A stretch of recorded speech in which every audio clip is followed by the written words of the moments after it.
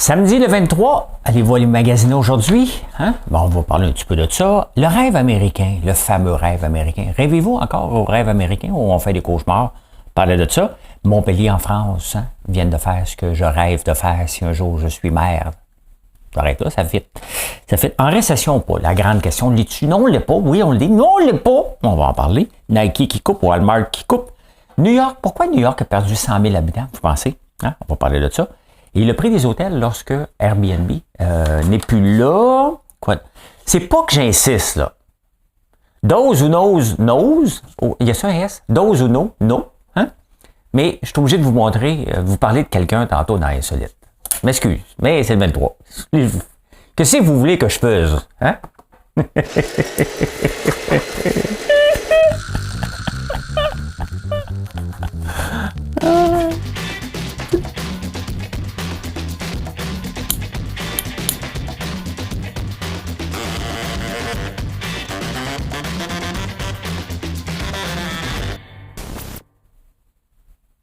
J'ai besoin d'aide. Dites-moi qu'est-ce que vous voulez que je fasse avec tout ça. Hein? Allez-vous les magasiner. J'étais sur la rue Sainte-Catherine et Crescent jeudi soir et la frénésie de Noël n'était pas là. Hein?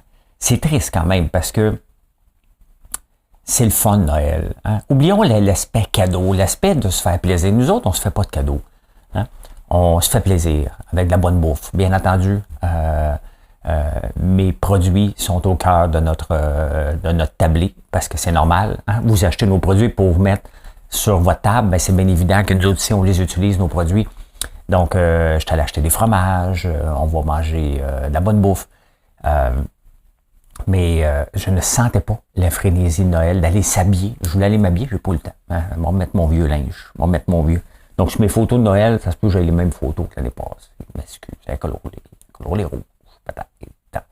Peut-être bien que oui, peut-être bien que non. Hein? Mais voilà. Le rêve américain. Rêvez-vous autant d'un peu. Tiens, on va mettre... Ah, c'est ça, je voulais juste checker quelque chose. On me dit que le son marchait pas bien. Bon, on va monter le son un peu parce que je me suis fait chicaner. Mission accomplished. Ça, c'est mieux? Mission accomplished. Bon, m'excuse. Bon, ici Pierre Bruno et aussi l'équipe technique en même temps. Le rêve américain. Le maire des maires qui vient de faire faillite. Qui est le maire des maires? Rudy Giuliani. Hein? Ah non, ça... pas de suite. Je mélange mes nouvelles. On va en parler tantôt, le maire des maires. Mais regardez le rêve américain, ce pays qu'on aime. Hein? Ils ont interdit l'avortement. OK. Correct. Chacun son choix. Hein? Mettons. Je ne veux pas partir de débat là-dessus, c'est pas ça qui m'intéresse, mais en Ohio, hein, il y a une femme qui se présente à l'hôpital. On est le rêve américain, là, le pays qu'on veut aller vivre, hein, avec une fausse couche. Là, tout le monde se regarde et dit « Ouais, mais là, c'est parce que si on fait sortir le bébé de là, on va se faire accuser d'avortement. » Fait qu'il il s'en occupe pas. Elle s'en retourne chez eux. Le bébé tombe dans les toilettes.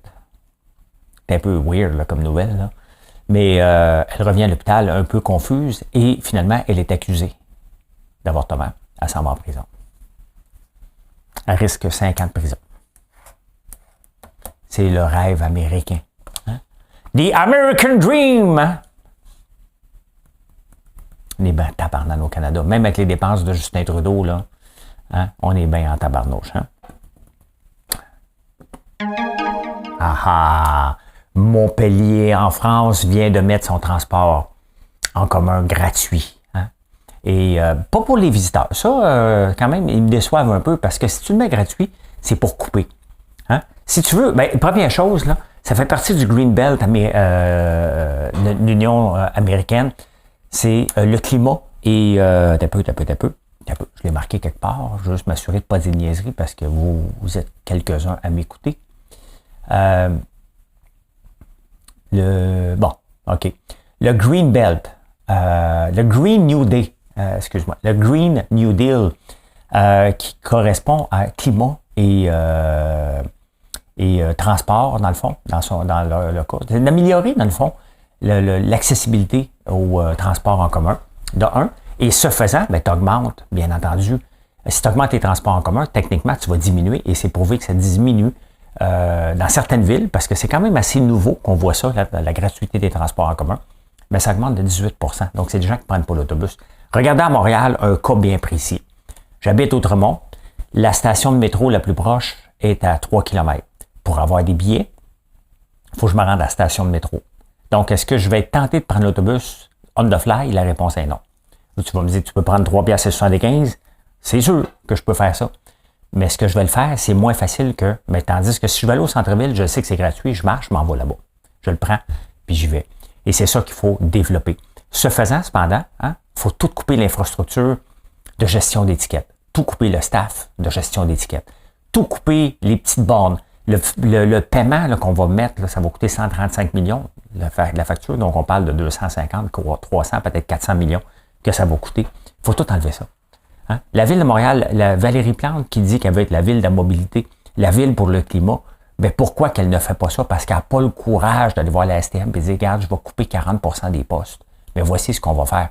Ça, c'est d'avoir du courage. Elle n'a pas, ce courage-là. Quand je vois d'autres villes qui le font, elles se clament la mairesse du climat parce que les gens l'ont élu pour le climat, bien c'est ça qu'il faut faire. Le climat vient aussi avec des décisions administratives graves. Pas juste couper les gens, leur en donner plus.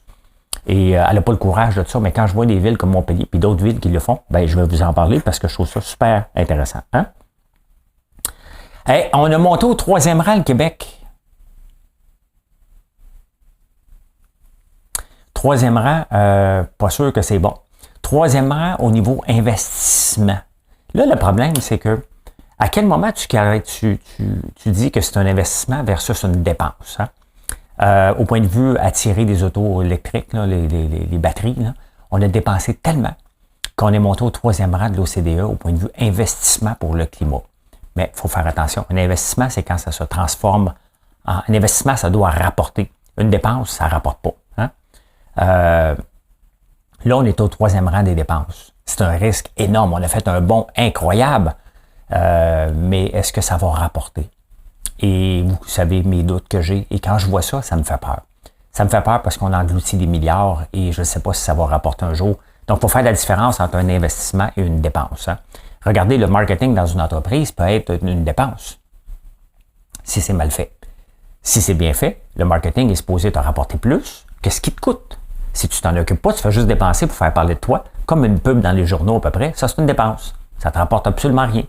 Une pub sur Facebook ou un live sur les réseaux sociaux, c'est du marketing, ça ne te coûte rien. Et si tu fais ne serait-ce qu'une seule vente suite à un live, c'est devenu un investissement, tout simplement. Hein? Donc, j'ai hâte de voir. Hey, l'État de New York a perdu beaucoup de gens. 100 000 personnes sont parties vers la Floride, vers d'autres États. Et vous savez ce que le maire de New York a une obsession contre les rats. Et à force d'en parler, il y a même une personne, je ne sais pas si elle l'a trouvé, mais il cherchait quelqu'un à 170 000 US. Hein? Ça donnerait quelque chose à la FAE pour mettre dans ses négociations. Là. Le gars qui s'occupe des rats à New York qui est payé 170 000 US, pensez-vous qu'il est plus important qu'un prof? Tant qu'à faire, tant qu'à comparer à peu près n'importe quoi, mettons ça là-dedans. Mais il y a tellement de rats, puis il en parle tellement qu'il a commencé à faire peur au monde. Donc le monde se sont poussés de New York. 100 000 personnes se sont poussées de New York parce qu'il ne fait que parler de ça. Il dit que c'est la faute des rats encore, mais c'est parce qu'il fait peur. T'as-tu le goût d'aller visiter New York si ils disent que 100 000 personnes se sont poussées? J'ai comme pas le goût de prendre l'autobus pour aller débarquer à New York. Là, moi, j'ai peur qu'il y ait des rats qui me pilent ses pieds, parce que c'est laid, un rat. Hein? Fait que ça me fait penser à ça, au danger, des fois, de faire peur aux gens, un peu comme Claude Brochu a fait avec le stade olympique en disant qu'il est laid, il est laid, il est laid, il est laid, il est laid. On l'a tellement trouvé laid que les expos sont partis. Là, on vient on pense à le rénover, puis là, on dit, ben, peut-être qu'il faudrait le démolir. Ben non, il est beau, il est beau, il est beau, il est beau, il est beau. Ah, ben oui, c'est vrai, il est beau, on peut pas l'enlever de là. Vous savez, hein, c'est toujours une question de perception. Hein? Toujours. Wow. Je pense que c'est le son de Mission Accomplished qu'il va falloir que j'améliore un petit peu. Faut vous arranger ça pendant que j'y pense. Mission Accomplished, il est ici. Je m'excuse, moi, vous juste vous arranger ça parce que ça n'a pas de bon sens ce qui vient de se passer. On va juste le tester, là. Écoute, c'est le 23, là. Calmez-vous, là. Mission accomplished. C'est mieux de même. Mission accomplished. Il est dans le tapis. Il est dans le tapis, fait que je peux pas rien faire d'autre. Fait que voilà. Voilà, au Québec, on est en blitz. Ben, peut-être qu'au moment que vous écoutez ce show-là, peut-être que c'est réglé. Hein? On ne le sait jamais, ça peut se régler. Le problème, là, c'est que le fameux blitz, on s'entend-tu que eux autres, ils parlent de ça comme ça. Oh là, on est en blitz! Hey, il fait 18 jours qu'on a la grève, peu importe, là. Hein? Peu importe. Je pensais qu'on était en blitz avant même la convention collective. Bon, je pense qu'on est en blitz tout le temps. C'est quoi? C'est le jargon des syndicats de dire, OK, là, on a une offre finale, fait que là, on va travailler les virgules. Est-ce que ça presse qu'on ait un deal avant Noël? Sincèrement. Là, si on est dans les virgules, prenons le temps, dans le temps des fêtes, hein, en se donnant comme objectif non négociable d'avoir une entente pour le 2 janvier, qu'on choisisse le meilleur deal pour la province et pour l'ensemble des syndiqués. C'est ça qu'il faut faire. Moi, je ne veux pas entendre un deal qu'on garoche à la presse pour dire on a un deal avant Noël. C'est pas ça. Si on a un deal avant Noël, il faut que ce soit le bon deal pour les 5 prochaines années pour tout le monde. Pas un deal qu'on fait à la va-vite pour passer un bon temps des fêtes et s'en débarrasser. C'est pas ça qu'on doit faire. Donc, j'ai hâte de voir, mais il faut qu'on ait un deal. Il faut, tu sais, sincèrement, là, les syndicats et le gouvernement, là, au lieu de se chicaner, devraient dire, bon, écoute, on va aller manger, là. Des fois, là, ça prend un vide. Se tasser d'une solution, la laisser reposer, mijoter et revenir. Dans n'importe quel problème qu'on essaie de résoudre, ça fait partie de la résolution de problème, de travailler fort pour essayer de trouver une solution, prendre une pause et revenir.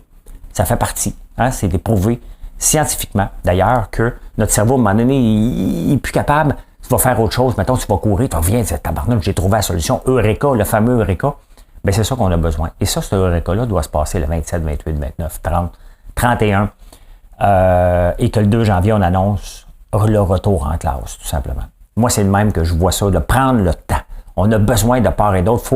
Il faut profiter de ce moment-là du temps des fêtes pour que personne arrive avec une entente où les gens vont être enragés. Il faut que disent, gars, ça a pris du temps, malheureusement, mais on a la meilleure entente. Il faut que le gouvernement dise qu'il y a une bonne entente. Il faut que les syndiqués disent qu'il y a une bonne entente. Donc, je serais très déçu qu'on nous garoche ça dans la gorge, simplement pour dire, on l'a l'entente. Là. Regarde, là, tu la voulais, là? Ben, on l'a. Hé! C'est mon but. En 2024, est-ce que ça vous tenterait d'écrire à la presse pour dire qu'ils enlèvent le mot pour en finir? Hein? C'est quoi ces gens-là, là, ces journalistes-là? Pour en finir, pour en finir. Le journal La Presse, il utilise ce mot-là partout. Hey, t'es juste journaliste, là. Tu finiras pas rien. Tu vas continuer à en parler. Fait qu'arrête de parler pour en finir. Ça me tape ses nerfs. Ça me tape ses nerfs. Ça me tape ses nerfs. On va vous en parler.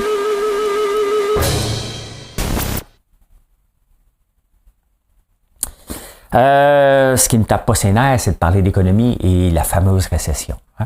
Une récession, ça prend 2 trimestres en ligne négatifs pour dire qu'on est en récession. Donc, en ce moment, le Québec est en récession. Ça fait 6 mois que le PIB est négatif. Pas beaucoup. Sauf que là, étant donné que déclarer pour un ministre de l'économie, Éric Girard, ne peut pas arriver pour dire le Québec est en récession. Parce que la manute qui va le faire, qui va le dire, ça veut dire aussi qu'il se doit de prendre des mesures pour relancer l'économie. C'est sa job. Hein? Le problème, c'est comment veux-tu qu'il relance en ce moment l'économie? Il est à côté dans le tapis. On est là. Donc, il n'y a pas de moyen autre que de dépenser et d'aller emprunter. On l'a trop fait pendant la pandémie. Donc, lui, il se doit d'être positif, sauf qu'on ne le croit plus. Hein? On ne le croit plus. Fait que le ministre, lui, il ne peut pas le dire qu'il est en récession. Hein?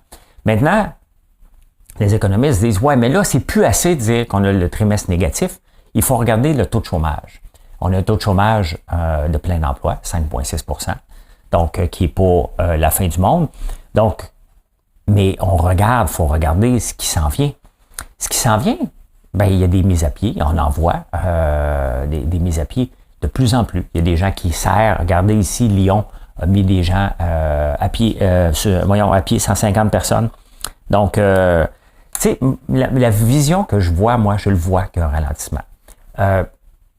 Pas par mon entreprise, par la lecture et le fait que je vous parle à tous les jours. Pourquoi mon entreprise n'est pas à l'abri de la récession? Loin de là.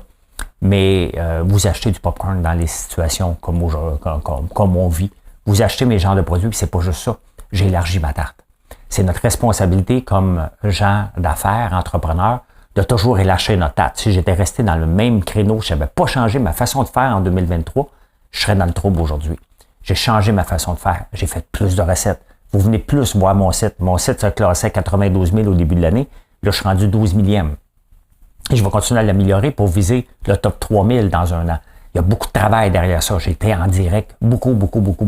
C'est là qu'on doit voir les entrepreneurs se prendre en main. J'ai ouvert le marché des États-Unis. On va de plus en plus aux États-Unis, puis je vais mettre l'emphase énormément au début 2024 pour qu'on se fasse choisir dans le temps des sucres aux États-Unis, qui nous voient comme la référence au Québec. Ça n'arrivera pas, mais c'est mon objectif. Il faut que j'y pense, que faut que je sois la référence et que je travaille en conséquence. Et la référence, ça va peut-être prendre 5 ans, à devenir 10 ans, peut-être je ne l'aurai jamais, mais c'est ça que je dois travailler au début 2024 pour être prêt pour le mois de mars. Et c'est comme ça. La récession veut dire qu'on doit se réinventer encore. Je sais que c'est fatigant, ce mot-là, mais il faut travailler encore plus fort. C'est pas une finalité, là. Hein? Une récession, c'est le temps de dire, bon, on coupe dans le gras. C'est ça que ça veut dire. On se réinvente. Des choses que, quand une entreprise va bien, quand un marché va bien, on n'est pas pressé de couper. On le voit qu'il y a des gens qui sont moins productifs, mais c'est pas grave. L'argent rentre, on fait de l'argent, regarde, je suis confortable. Tant qu'on est confortable, la récession nous amène dans un côté non confortable où on doit prendre des décisions. Des décisions où on a l'excuse fatale, il y a une récession. Donc, les gens, on peut dire, c'est pas moi, c'est la récession. Donc, il y a un vent de face. Il y a un vent de face définitivement pour l'ensemble des entreprises. Il faut réagir. C'est pas la fin du monde, moins 0,1. Là. Hein? On se promenait à 3% d'augmentation de PIB. On est à moins 0,1. C'est pas comme si on a moins 10, moins 15. Là. Ça va très, très bien, malgré tout.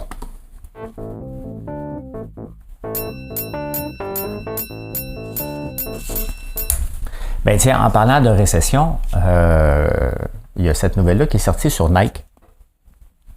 Nike a dit, ouais, ça se vend moins un peu.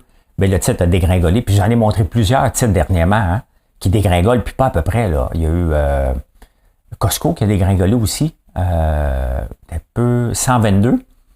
11% de dégringolade d'un coup comme ça. FedEx a dégringolé aussi.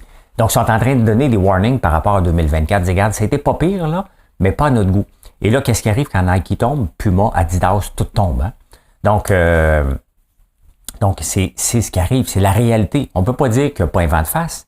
Hein? Il y en a un, regardez. Mais il ne faut pas oublier aussi que toutes ces entreprises-là de consommation comme ça ont bénéficié de l'argent du gouvernement de 2019 à 2023. Hein? Notre pouvoir d'achat, ça ne s'est pas détérioré pendant ce temps-là. Au contraire, on a eu tellement d'argent qu'on a suracheté, surconsommé, et là, il y a un rappel à l'ordre. C'est juste ça aussi qu'on vit en ce moment. Une nouveauté, et les gens, les entreprises pensaient que c'était pour être infini, incluant Nike. Hein? Donc, voilà. Pendant ce temps-là, Walmart devait faire un super centre de distribution à Vaudreuil de 100 millions. Ils ont décidé de ne pas le faire. Peut-être parce qu'ils vont il y a moins de distribution possible qu'est prévu, mais aussi, ils vont rénover 8 magasins. Vous voyez, le gouvernement se doit de faire des choix. Puis Pierre Poilievre, c'est sa méthode, de dire pour chaque dollar dépensé, il faut trouver $1 d'économie. On fait des choix. Hein? C'est ce qu'on demande au gouvernement, c'est ce que je demande, moi. Fais un choix. Tu veux donner plus au professeur, parfait, tu le prends de où tu vas aller économiser. Cette méthode-là doit être inculquée. Pourquoi? Parce que c'est votre méthode à vous aussi qui m'écoutez. Dans votre budget personnel, vous le faites. Sinon, vous vous endettez à l'infini.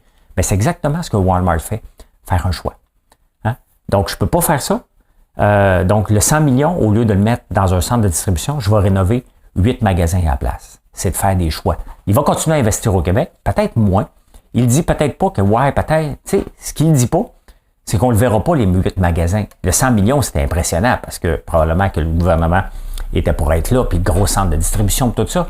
Les rénovations vont peut-être se faire à la pièce un petit peu partout, pour dire, regarde, on va se mettre un petit coussin. Là, ce qui est important, c'est de faire attention au moins pour les 6 prochains mois, et c'est exactement ce qu'ils visent. Hein? Qu'est-ce qui arrive lorsqu'on coupe maintenant? Airbnb, comme on veut faire ici. New York a fait la même chose. Je ne sais pas l'ampleur de ce qu'ils ont fait à New York, mais ils ont mis des barrières beaucoup à Airbnb. Ben, une chambre d'hôtel maintenant à New York est passée automatiquement de 452 à 529 $ d'un coup. Parce qu'il n'y a pas assez d'hôtels, la demande est plus élevée. Et Est-ce que ça va aider le touriste vers New York? Allez-vous payer 529$ par nuit, vous autres, US? 750$ par nuit? Mes faux fous ne valent pas tant que ça, moi. Je vais aller ailleurs. Hein? Je vais aller ailleurs, tout simplement. Et c'est ça qui va arriver. Il y a déjà 100 000 personnes. On ne veut pas vider New York, mais c'est ce qui arrive. Hein? Airbnb, quand même, que c'est jeune, ça faisait partie de notre vie. Et si on l'enlève, ben, il y a un impact. Oui, les hôteliers sont contents. Ils sont tellement contents qu'ils vont chercher plus d'argent. Eux autres vont faire du profit parce que c'est le même hôtel, là.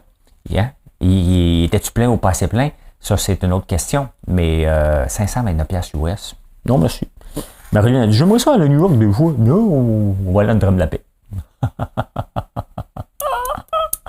Je l'aime. Je l'aime.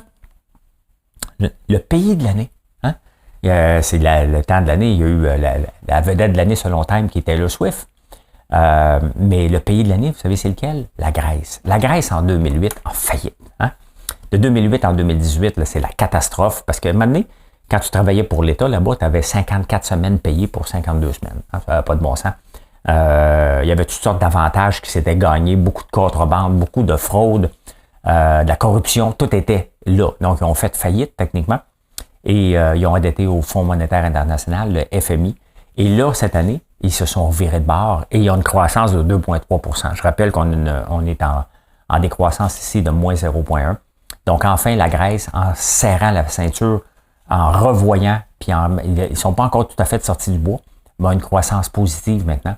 Et c'est possible de se revirer de bord et de s'adapter. Regardez maintenant le prochain exemple qu'on va voir, c'est l'Argentine avec son taux d'inflation de 150%. Il y a mon préféré maintenant, l'économiste, j'oublie son nom déjà, Colin Argentin, nouveau président argentin, et qui présentait 300 mesures, et ça va faire mal. J'ai hâte de voir. J'ai hâte de voir parce que on a besoin de donner un coup à un moment donné.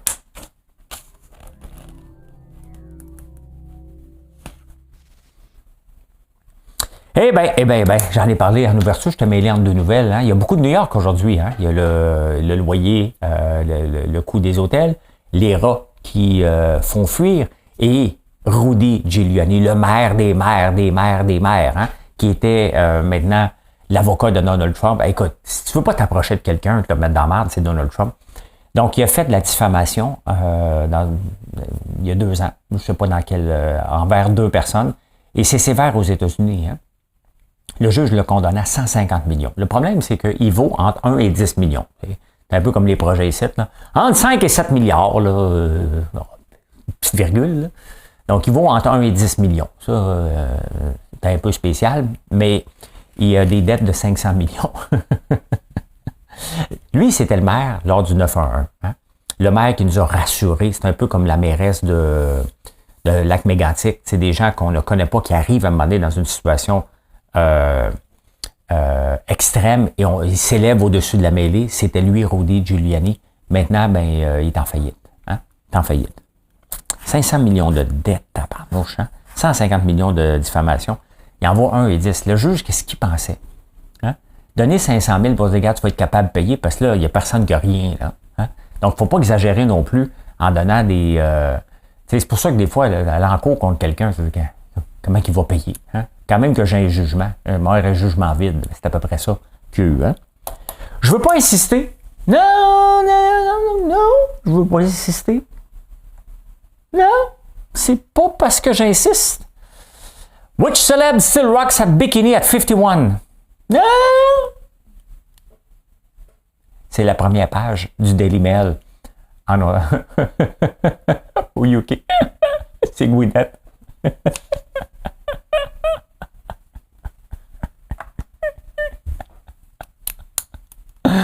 Le vent dans mes cheveux blancs, la couleur à l'horizon. Elle se fait photographier en bikini sur la plage au UK. Je sais pas si c'est au UK, là, mais fais la première page. Hein. Je sais pas. Vous comprenez mon obsession, entre guillemets, là. OK? C'est parce que je lis ce journal-là.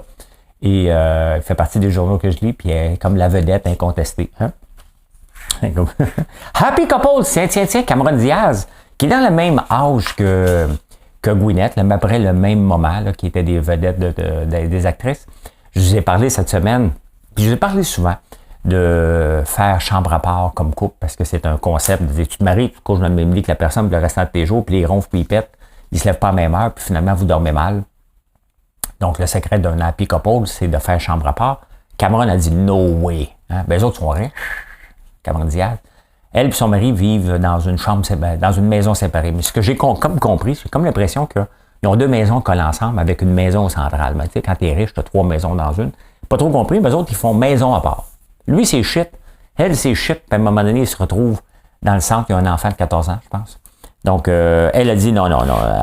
Tu penses faire lit à part? Try home à part. Hein? Donc, pensez ça. Déménager.